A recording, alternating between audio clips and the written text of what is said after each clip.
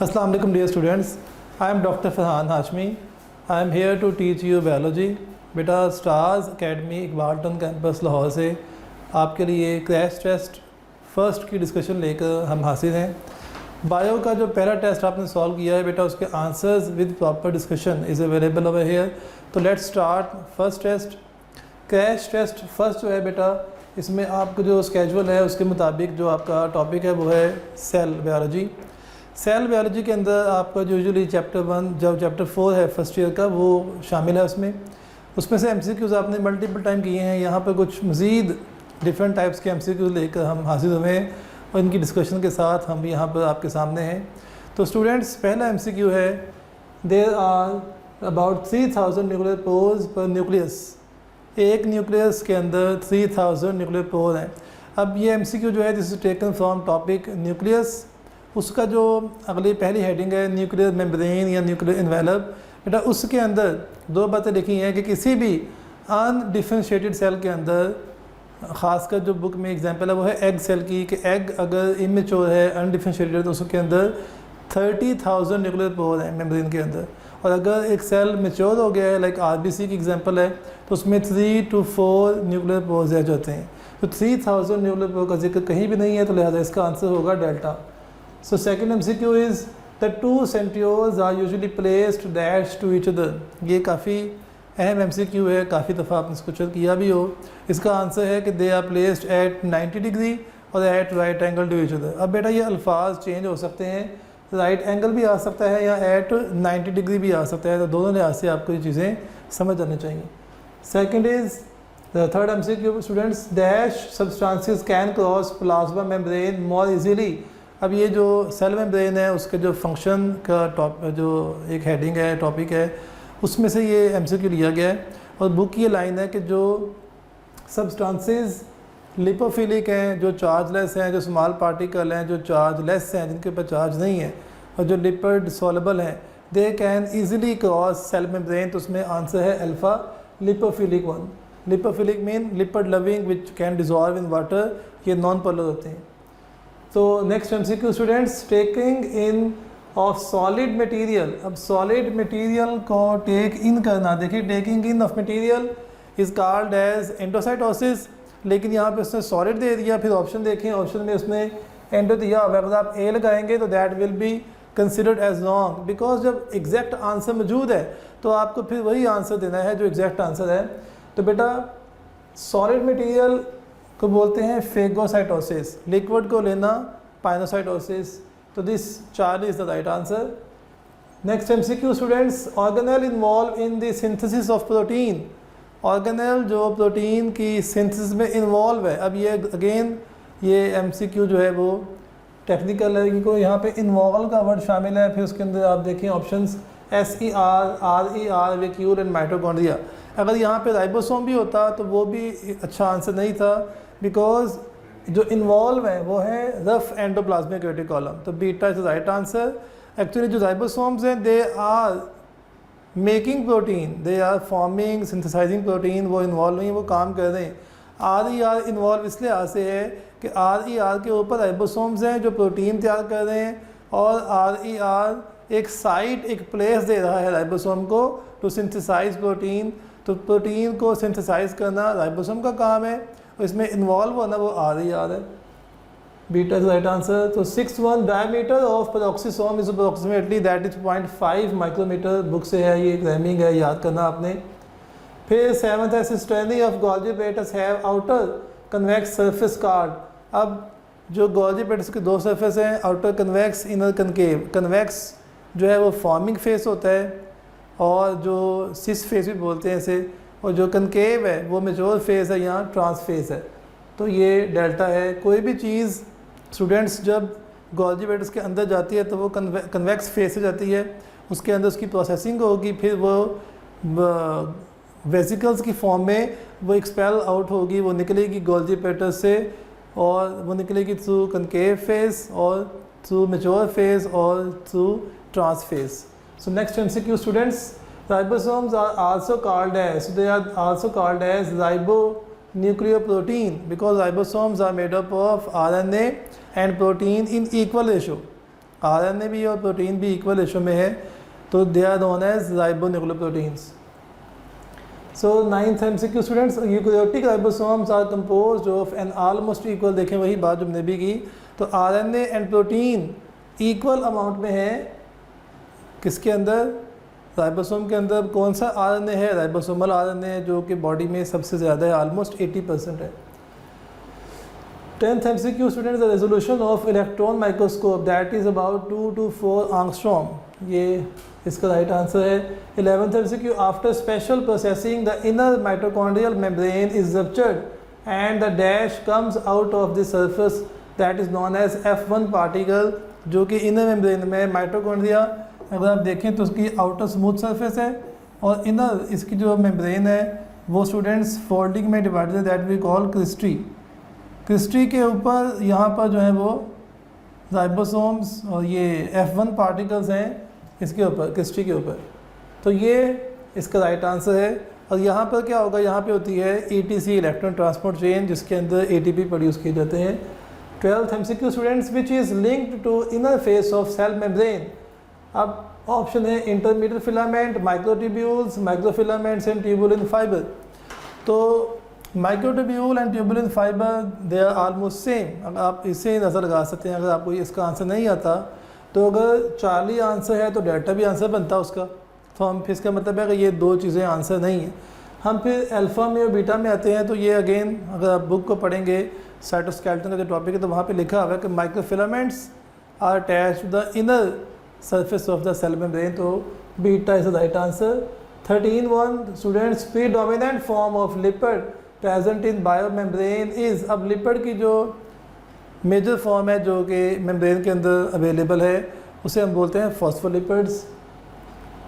14 autophagy is caused by. अब autophagy phagocytosis जो काम है वो लाइसोसोम का है, ऑटोफेगी जो है अब इसका आंसर भी लाइसोसोम है। अगर यहाँ पे होता ऑटोफेगोसोम्स तो वो भी इसका एक अच्छा आंसर था।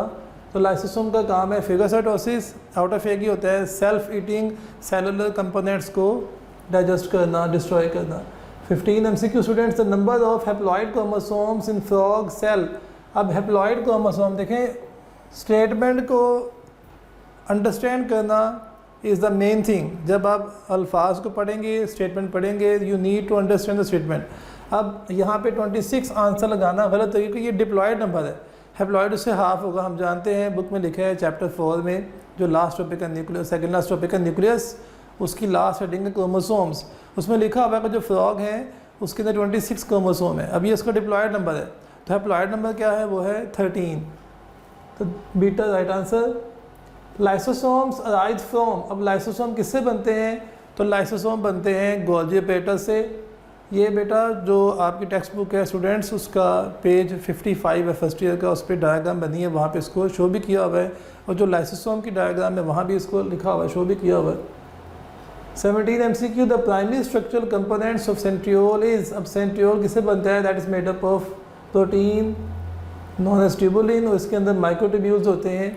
Microtubules is made up of tubulin and this microtubule help to form centrioles. Calvin cycle occurs in dash of chloroplast. अब कैल्विन साइकिल जो है वो डार्क रिएक्शन है, and dark reaction occur in the matrix. जो thylakoid membrane है इसके अंदर होता है लाइट रिएक्शन, और जो स्ट्रोमा है, बीटा आंसर है, जो स्ट्रोमा है इसके अंदर होता है यहाँ पर इसका डार्क रिएक्शन जिसे बोलते हैं हम कैल्विन साइकिल, तो beta is the right answer over here. 19 MCQ है, these are involve in conversion of fats to carbohydrates by oxidation of fats. तो ये प्लांट्स के अंदर सारा काम होता है। प्लांट्स के अंदर एक टेम्परेरी ऑर्गेनेली है जिसे बोलते हैं ग्लायोक्सिसोम।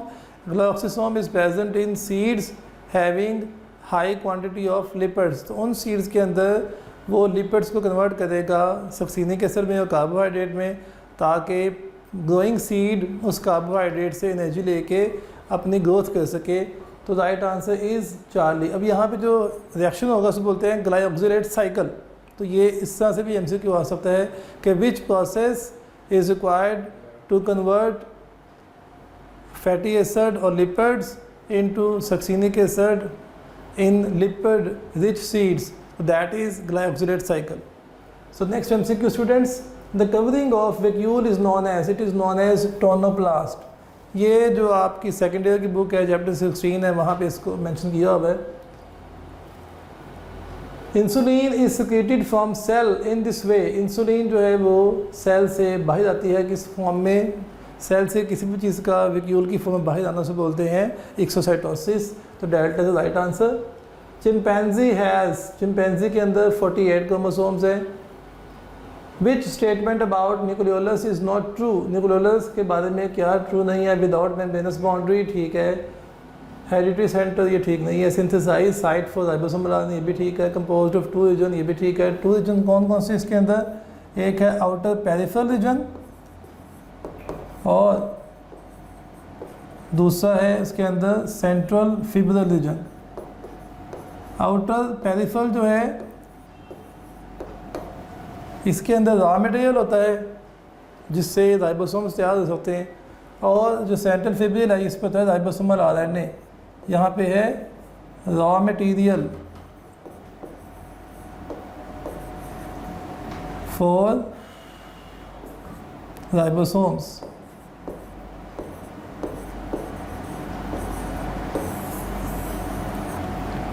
और सेंट्रल फिब्रिल में क्या होता है, यहाँ पे होता है राइबोसोमल डीएनए, जहाँ से राइबोसोमल आरएनए तैयार होगा और फिर वहाँ पे राइबोसोम्स तैयार होंगे. तो nucleolus is a factory of ribosomes.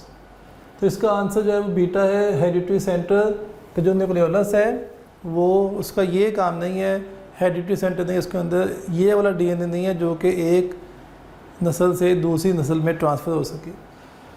Next MCQ students, it is an osmoregulatory structure of cell. Osmoregulatory structure of cell is called as vacuole, जो कि वाटर लेवल को बैलेंस करेगा खासकर प्लांट्स के अंदर.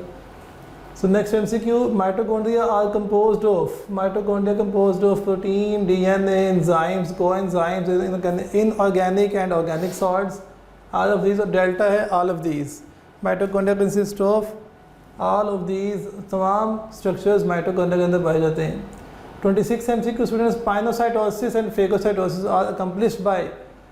अब ये MCQ को समझना इंपॉर्टेंट है. इनकम्प्लिश्ड बाय कि कौन सी चीज़ को शो करेगी, तो दैट इज़ सेल मेम्ब्रेन, जिसके ज़रिए ये प्रोसेस हो रहे हैं दोनों के दोनों. Next MCQ, which of the following are involve with the detoxification and transport of nerve impulse. अब इसका जो बेस्ट आंसर है वो है स्मूथ एंडोप्लाज्मिक रेटिकुलम.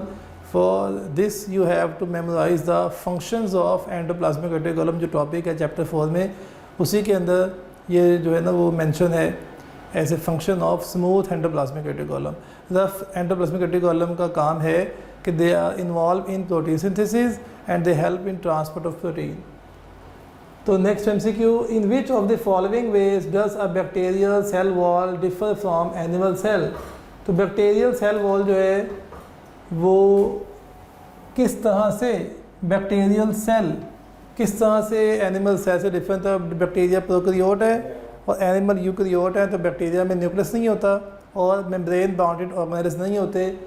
तो बैक्टीरियल अल्फा ऑप्शन देखें तो bacterial cell is much larger. Bacterial cell large नहीं होता, छोटा होता, ये भी गलत.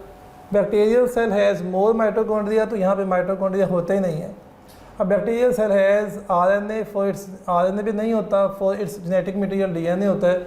तो तीन ऑप्शंस अगर गलत हैं तो delta must be the answer. A bacterial cell does not have membrane bounded organelles. And ये ठीक कंसेप्ट है, ठीक आइडिया है कि प्रोकैरियोट्स है बैक्टीरिया, तो प्रोकैरियोट के अंदर मेम्ब्रेन बाउंडेड ऑर्गेनेल्स नहीं होते. तो delta is the right answer.